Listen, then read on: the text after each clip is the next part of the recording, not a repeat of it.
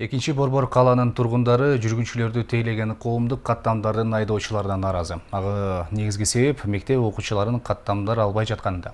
Анын кесепетинен ата-энелер жол акыны окуучулар үчүн 1 сом эмес 5 сом кылууну кала бийлигине сунуштоого мажбур болду. Ал эми каттамдар үчүн шаардык казынадан 15 миллион сом бөлүнөт. Бирок бул чоң сумманын изи кайда кетип жатканына кызыккандар да, кабатыр болгондор да бар.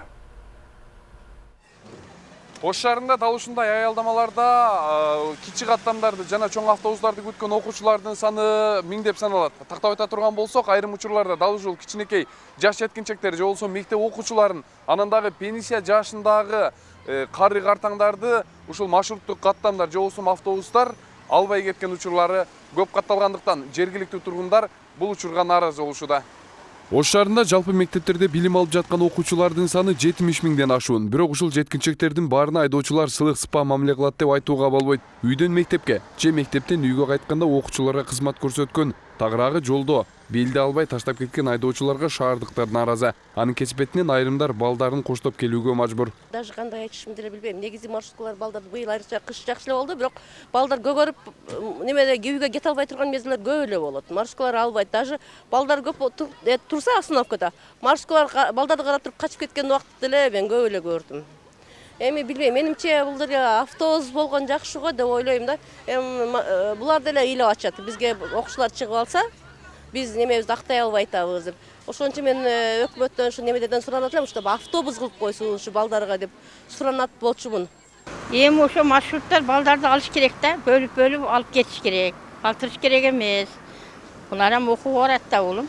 Ал эми Ош шаардык муниципалдык автоунаа ишканасына калаанын казынасынан 15 миллион сом акча каражаты бөлүнгөн. Бирок бул сумма шаар ичинде автобустарга жана троллейбустарга жумшалат. Кичи автобустардын айдоочулары болсо бөлүнгөн каражаттын аларга кыпындайда тиешеси жоктугун айтышат. Баланы. Жок, негизи шаардан каражат төлөнбөйбү ошол 15 миллион сомдон силерге да тиешеси барбы ошол акча? Жок, бизге эч кандай тейлмейди. Эч ким эч нерсе бермейди бизге. Мүмкүн ошол себептен албай аткан жокпу айрым айдоочулар? Я, болушу мүмкүн бар. Бул көрүнүштөн кийин ата-энелер окуучулар үчүн жол акыны 5 сомго көтөрүүнү сунушташууда. Антпесе окуучуларды каттамдар албай койгон көрүнүштөр кескин көбөйүп кеткенин жүйө келтирип, бирок жол акы көтөрүлгөндөн кийин да атайын көзөмөлдү күчөтүү зарыл деген ойдо турушат. Эгер 5 сомдон ала турган болсо, мисалы, түшүнгөн ата-энелер берет да. Анан ону көтөргөндөн кийин албай койгон болушу мүмкүн деген ой пайда болушу мүмкүн да.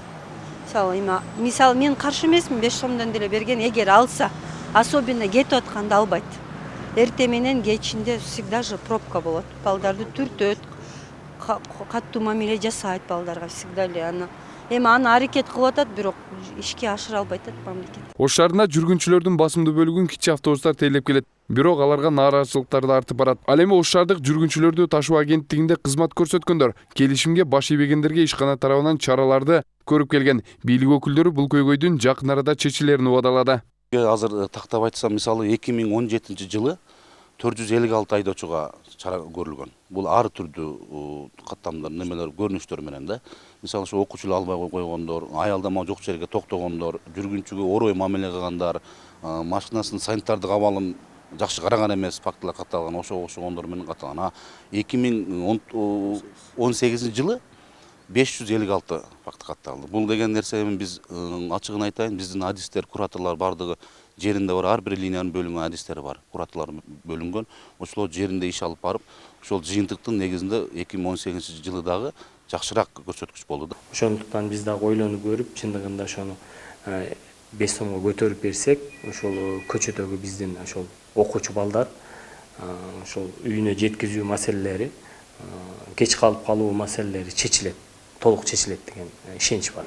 Экинчи Борбор калада жалпысынан жүргүнчүлөрдү тейлеген каттамдардын саны 1600ден ашса, алардын ичинен 30 автобус, троллейбус бар. Бюджеттен бөлүнгөн 15 миллион сомдун эсебинен пенсионерлер, шаардын ардактуу атуулдары, аксакалдар сотунун төрагалары, социалдык өнүктүрүү кызматкерлери, Ош шейиттер коомунун мүчөлөрү, Ош Шамы гезитинин журналисттери, кургагучка каршы күрөшүү кызматкерлери бекер жүрүүсү каралган. Даткашабдан Адилет Нушанбаев, Нур Ньюс.